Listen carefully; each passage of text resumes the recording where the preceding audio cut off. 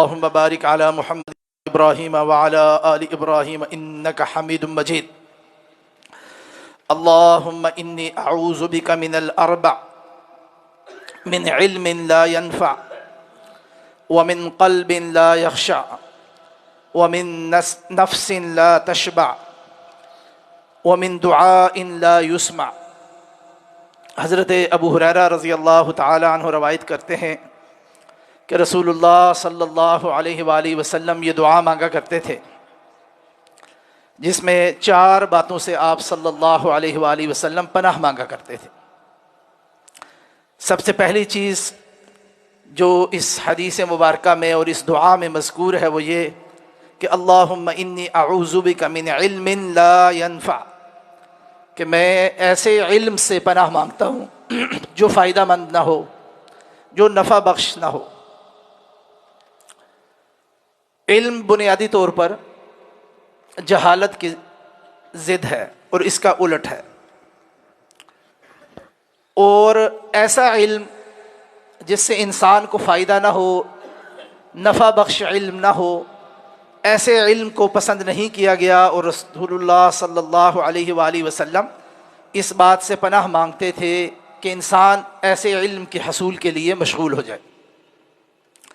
سب سے اعلیٰ اور عرفہ بلکہ اصل علم جو ہے، لفظ علم کا جس پر اطلاق صحیح معنوں میں ہو سکتا ہے، وہ علم تو وہ ہے جسے علم وحی کہا جاتا ہے.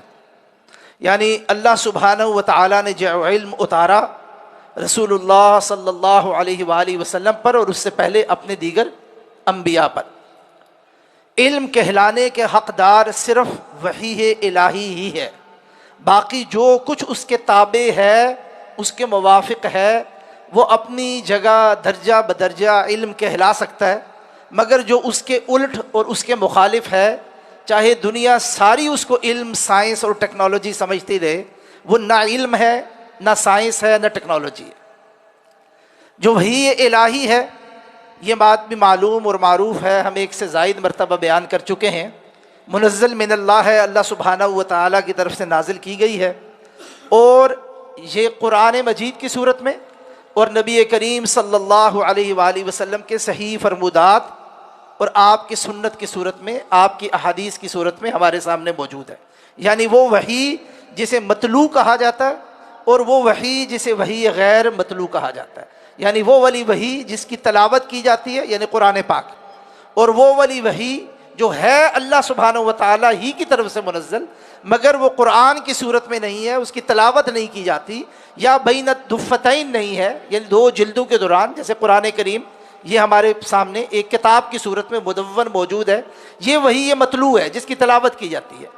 دوسری وحی ہے جس کی تلاوت نہیں کی جاتی، مگر وہ بھی نبی کریم صلی اللہ علیہ وآلہ وسلم کے صحیح فرمان ہیں، اور وہ اسی طرح حجت ہیں جس طرح دین کے دیگر احکامات اور وحی الہی حجت ہے، اور ان کی بنیاد پر شریعت کے احکامات استوار ہوتے ہیں، شریعت کے احکامات قائم کیے جاتے ہیں، ان کی تفصیلات اور ان کی جزئیات سامنے آتی ہیں. یہ تو ہے اصل علم.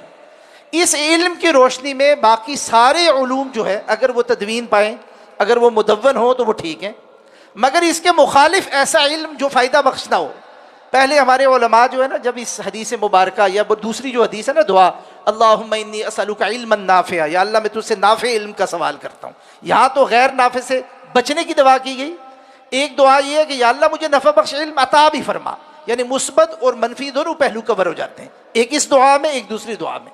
جب ہمارے علماء پہلے یہ دعائیں بیان کرتے تھے، اس کے بارے میں تفصیلات لکھتے تھے نا، پرانے قدیم علماء، تو عام طور پر مثال دیکھے تھے کہ فضول قسم کے علوم، مثلا نجومی جو علم سیکھتے ہیں، جس کو واضح طور پر اسلام نے پسند نہیں کیا، اس کی ممانعت آئی ہے، یا یہ پامسٹری ہاتھ وغیرہ دیکھنے والے، یا کچھ جادو ٹونا سیکھنے والے لوگ جو ہیں، اس کے مثال کے طور پہ ذکر کیا جاتا تھا کہ یہ اگر علوم ہیں بھی کسی درجے میں، لا ینفع، ان کا کوئی فائدہ نہیں ہے، ان کو منع کیا گیا. تو یہ اس قسم کی مثال بیان کی جاتی تھی. ہمارے آج کے دور میں تو بات بہت زیادہ واضح ہو گئی ہے. سائنس اور ٹیکنالوجی کے نام پر ایسے ایسے علوم اور ایسی ایسی تفصیلات جو سراسر انسانیت کے لیے گھاٹے کا نقصان. مثال کے طور پر آپ دیکھیں، یہ بڑے اسلحے کی جو انڈسٹری ہے ساری، ایٹم بم اور اس سے آگے والے بم، جس کے نتیجے میں جب ان کو چلایا جاتا ہے تو ایک نہیں، دو نہیں، تین نہیں، پوری کی پوری جنریشنز تباہ ہو جاتی ہیں۔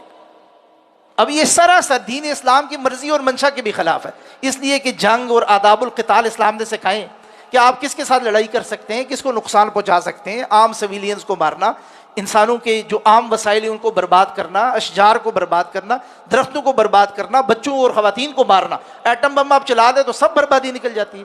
اب ظاہر بات ہے یہ ایٹم بم کوئی جاہل آدمی تو نہیں بناتا نا اپنے تئیں، یہ بڑے علوم و فنون اور بڑی بڑی لیبارٹریز میں لوگ سائنس ٹیکنالوجی کے نام پر بلینز لگا کر یہ علم حاصل کرتے ہیں، اور ہے کیا؟ غیر نفع بخش۔ اور یہ ایک مثال نہیں ہے، آپ تمباکو کی انڈسٹری دیکھ لیں، آپ شراب کی انڈسٹری دیکھ لیں، یہ بہت ساری انڈسٹری گلوبل جو پھیلی ہوئی ہے ساری کی ساری غیر نفع بخش علم کی بنیاد پر۔ وجہ اس کی کیا ہے کہ وہی الہی جو اصل علم ہے یہ اس سے جڑی ہوئی نہیں ہے، اس کے تابع نہیں ہے۔ من علم لا ينفع، ایسا علم جو ہمیں فائدہ نہ پہنچائے، اور فائدے سے مراد ایک کسی شخص کا ذاتی فائدہ بھی ہے اور ساری انسانیت کی بھلائی اور فائدہ بھی ہے، بلکہ ان کے لیے نقصان دہ ہو، ایسے علم سے نبی کریم صلی اللہ علیہ وآلہ وسلم نے پناہ مانگی۔ اگلی بات جس سے پناہ مانگی ہے، من قلب لا یخشی، ایسا دل جس میں کوئی خوف نہ ہو، جس میں ڈر نہ ہو، جو ڈرتا نہ ہو، یعنی خوف خدا بھی اور لوگوں کا خوف بھی۔ خوف خدا سب سے بڑی چیز ہے، یعنی دل میں خوف خدا ہونا چاہیے، تو انسان انسانیت کے دائرے میں رہتا ہے، اس کی حدود کو پامال نہیں کرتا، باہر نہیں نکلتا۔ اور کسی نہ کسی درجے میں لوگوں کا بھی خوف ہونا چاہیے۔ لوگوں کے خوف سے کیا مراد ہے؟ لوگوں کے خوف سے یہ مراد یہ ہے کہ لوگوں کا احترام ہونا چاہیے۔ انسان کے اندر اتنی حیا اور اس کی آنکھ میں اتنی حیا ہونی چاہیے کہ اگر کبھی کبھار وہ خدا کے خوف کی وجہ سے باز نہ بھی آئے تو چلے مخلوق کے خدا کے خوف کی وجہ سے کسی برے کام سے باز آ جائے اور حدود اللہ کو پامال کرنے سے بچ جائے۔ ایسے دل سے بھی انسان کو پناہ مانگنی چاہیے۔ یہ جو بہادری ہے نا، نام نہاد بہادری، کہ فلاں بندہ جو ہے نا وہ کسی سے نہیں ڈرتا، خوف ہی نہیں ہے جی اسے، جو مرضی کروا لو اسے، تھوڑی سی آگ لگاؤ، تھوڑی سی اس کو کہو کہ جی آپ جیسا تو ہے ہی کوئی نہیں، تو وہ جاتا ہے اور ہر چیز پامال کر دیتا ہے۔ کسی عزت کا احساس نہیں، کسی رشتے کا احساس نہیں، کسی بڑے کا احساس نہیں، کسی چھوٹے کا احساس نہیں۔ من قلب لا یخشی، دل ڈرتا ہی نہیں ہے کسی چیز۔ اور اگلی چیز جس سے نبی کریم صلی اللہ علیہ وسلم نے پناہ مانگی ہے، وَمِن نَفْسٍ لَا تَشْبَعْ، انسان کا ایسا نفس، ایسا جی جس کی بھوک مرتی نہیں، ختم ہی نہیں ہوتی، یعنی ہمہ وقت اس کو جو ہے نا ایک حرص اور ہوس لگی ہوئی ہے۔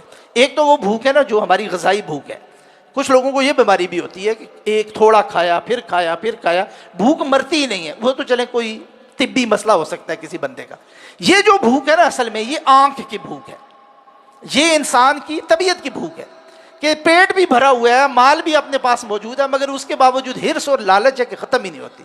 ہم وقت اس کو یہ بھی میں لے لوں، یہ بھی میں لے لوں، اور یہ چیزیں یہاں ہم نے دیکھی ہیں، آپ نے بھی دیکھی ہیں، ہم نے بھی دیکھی ہیں۔ پاکستان میں زلزلہ آ جائے، پاکستان میں کوئی اور آفت آ جائے، تو جب لوگ جاتے ہیں نا مال تقسیم کرنے کے لیے یا ریلیف کا سامان لینے کے لیے، تو جو حقدار ہیں وہ تو بیچارے چلے کسی طرح لائن لون میں لگ کے اپنا کوئی حق لے لیتے ہیں۔ کچھ لوگ آپ دیکھیں وہ ہر لائن میں کھڑے ہوئے ہیں، ادھر سے بھی وصول کر رہے ہیں، ادھر سے بھی وصول کر رہے ہیں، ہر طریقے سے وصول کر رہے ہیں، حالانکہ ضرورت نہیں ہے۔ 10 اس طرح کی چیزیں شاید گھر میں رکھی ہوئی ہیں، وجہ کیا ہے؟ نفس ہے کہ بھرتا ہی نہیں ہے، آنکھ کی بھوک نہیں مٹتی۔ یہ جو آنکھ کی بھوک ہے نا یہ انسان کو بڑا برباد کرتی ہے، یہ انسان کو ذلیل و رسوا بھی کر دیتی ہے۔ اور اس کا ایک اور معنی بھی ہے جو آج کے دور میں سمجھنا ضروری ہے۔ اس دن BBC والوں نے ایک دن رپورٹ کی، ابھی چند دنوں پہلے کی بات ہے، کہ انڈیا کی غالباً رپورٹ تھی کہ انڈیا میں ایک مخصوص قسم کے سانپ کا زہر وہ بہت مہنگے داموں کئی لاکھ ڈالر میں بکتا ہے، زہر بک رہا ہے۔ تو اس کی جب تحقیق کی گئی کہ یہ اتنا مہنگا بکتا کیوں ہے، پتہ چلا کہ اس کی بنیاد پر کیمیکل اور ادویات ایسی تیار ہوتی ہیں جو ڈرگز کے طور پر استعمال ہوتی ہیں، نشہ آور ادویات کے طور پر استعمال ہوتی ہیں، اور ان کو استعمال کون کرتا ہے؟ بہت زیادہ امیر لوگ ہفتے 10 دن کی پارٹیز کرتے ہیں، شہر سے دور جا کے یا کسی کروز پہ یا کسی شپ پر جا کے پارٹیاں کرتے ہیں۔ اور عام نشے جو ہے نا جن کو لوگوں کا نام پتہ ہے، یہ تمباکو کے نشے اور ہیروئن کے نشے اور آئس کے نشے، یہ نشے اب ان کو مطمئن ہی نہیں کرتے۔ من نفس لا تشبع، یعنی یہ جو عیاشی کے مزے ہیں جو عام ہیں، جن کو کوئی عام آدمی چکھ لے تو اس کا دماغ ہی اڑ جاتا ہے، وہ اس حد تک ان کا نفس آگے چلا گیا ہے کہ یہ اب ان کو مطمئن ہی نہیں کرتے۔ ان کو انتہائی اعلیٰ درجے کا، انتہائی حساس درجے کا نشہ چاہیے، اور وہ اب کہاں سے حاصل کر رہے ہیں؟ اس قسم کی چیزوں سے۔ من نفس لا تشبع، جب وحی الہی سے انسان کی زندگی دور ہو جاتی ہے نا، تو نتیجہ یہ نکلتا ہے. اور پھر آخر میں ہوتا کیا ہے، یہ ہم پڑھتے ہیں نا بڑے بڑے سٹارز، بالی ووڈ، ہالی ووڈ، پتہ نہیں کون کون سے ووڈ، نتیجہ کیا نکلتا ہے جی؟ سارے اپنے عروج پر پہنچے ہوئے اور ایک دن خودکشی کر لیا جی. کیوں کر لیا؟ من نفس لا تشبع. نفس کے اندر ایک ایسی ہوس ہوتی ہے کہ زندگی بے مقصد لگنے لگ جاتی ہے، پتہ ہی نہیں ہوتا اب کیا کرنا ہے، بھوک ہی نہیں بھرتی، ہوس ہی نہیں بھرتی. ایک لا یعنیت جو ہے وہ زندگی میں آ جاتی ہے، اور یہ لا یعنیت جو ہے یہ اب پورا ایک مذہب بن گیا ہے. یہ ایلیٹ کلچر میں، اشرافیہ کے اندر آپ ان سے پوچھیں جی آپ کیا ہیں، وہ کہتے ہیں ہم لا یعنیت پر یقین رکھتے ہیں.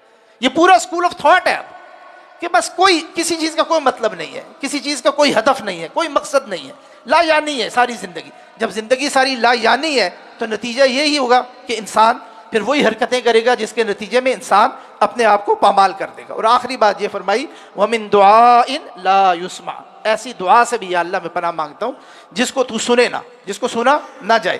اب ظاہر بات ہے یہ ایک تفصیلی موضوع ہے کہ اللہ سے انسان جب دعا مانگتا ہے، طلب کرتا ہے، تو اس کے موانع کیا ہے، قبولیت دعا کے موانع کیا ہے، وہ کون کون سی وجوہات ہیں جس پر اللہ جیسی شان کریمی جیسی ذات سے مانگنے کے باوجود اللہ سبحانہ و تعالی قبول نہیں کر رہے ہوتے اس دعا کو. اس کے کچھ موانع جن میں ظاہر بات ہے سب سے معروف بات یہ ہے، وہ حدیث متعدد مرتبہ سنی، جب انسان کا رزق ہی حلال نہ ہو، پاک نہ ہو، حرام کھا کے انسان اللہ کے سامنے آئے اور گڑ گڑا کے دعائیں مانگے، تو ظاہر بات ہے یہ دعا نبی کریم صلی اللہ علیہ وسلم نے واضح طور پر بیان کیا کہ یہ دعا قبول نہیں ہوتی. انسان کے عقیدے کے اندر اتنی بڑی کجی ہو، اتنا ایسا واضح طور پر شرک ہو جس کے نتیجے میں وہ شرک بھی ساتھ چلاتا رہے اور کہے گی جی میں اللہ سے مانگ رہا ہوں، تو ایسی دعا کو کہاں قبول ہونا ہے. موانع دعا کے باقی بھی ظاہر بات ہے کچھ تفصیلی جزیات ہیں جسے انشاءاللہ پھر کسی وقت بیان کریں گے. سبحانک اللہم و بحمدک، اشہد ان لا الہ الا انت، استغفرک و اتوب الیک.